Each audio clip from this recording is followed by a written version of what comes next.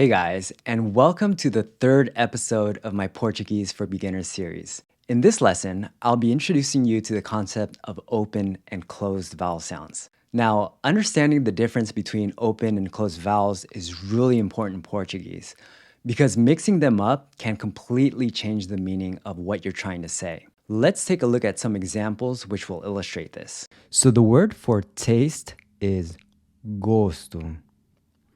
The word for I like is gosto. Pay close attention to how the highlighted letters are pronounced. You have gosto on the left and gosto on the right. The word for lunch is almoço, while almoço means I have lunch. Grandfather is avô, and grandmother is avó. Poço means well, as in oil or water well, while posso means I can. The O's highlighted in red on the left are pronounced with what's called a closed O sound, as in gosto, almoço, avô, and poço. Notice how your mouth is slightly closed when you pronounce the O sound, hence the term closed O. Compare that to how the O's in purple are pronounced on the right. Gosto, almoço, avó, and posso. Notice how much more open your mouth is when you say the O sound, which is why it's called an open O. So the closed O is pronounced O, kind of like the O in cold, except you cut it short. O, as in avô, grandfather. Then the open O is pronounced aw, like the aw in awesome. We see this in the word avó, grandmother. Now, I want you to listen to the next set of words and tell me whether the highlighted O is a closed O or an open O. Como. This is a closed O. Como. Notice how closed your mouth is when you say the co in como. The next word is escola. This is an open O. Escola. Notice how open your mouth is when you say escola. Nove. Once again, this is open. Nove. Novo. This O is a closed O.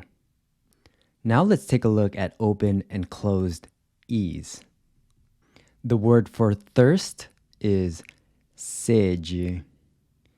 The word for headquarters is sede. Once again, sede on the left and sede on the right. The word for beginning is começo, while começo means I begin. Repair is conserto, and I repair is conserto. Seco means dry, while seco means I dry. The E's highlighted in red on the left are pronounced with a closed E, as in sede, começo, concerto, and seco. Compare that to how the open E's in purple are pronounced on the right. Sede, começo, concerto, and seco. Just as with the open and closed O's, notice how much more open your mouth is when you pronounce the open E's compared to the closed E's. So the closed E is pronounced E, kind of like the A in say, except you cut it short. E, as in sede, thirst.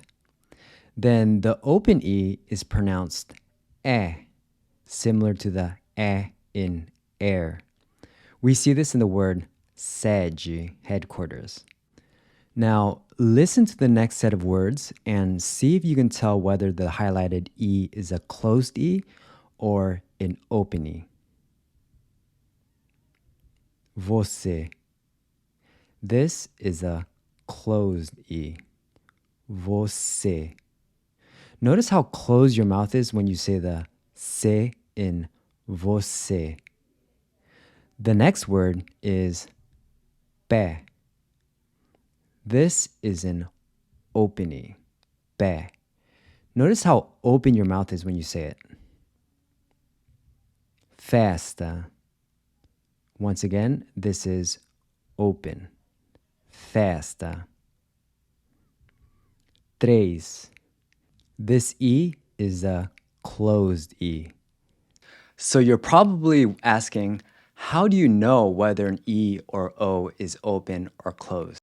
Well, the easiest way to know is if there's an accent.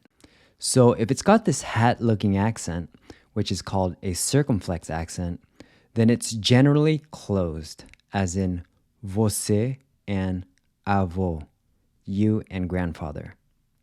If it has this rising dash mark, the acute accent, then it's usually open, as in café and avó, coffee and grandmother. But what if there is no accent, which is the case for most words in Portuguese? How are you supposed to know if a stressed E or O is open or closed? Well, in a lot of cases, you just don't know. It's something you'll just have to memorize. Now, as we progress through the series, we'll start noticing a few general patterns. But at this point, don't worry too much about memorizing any rules. It's better to just pick it up as you go. If you want to get good at Portuguese, this is something that you'll have to master. I hope you found this video useful.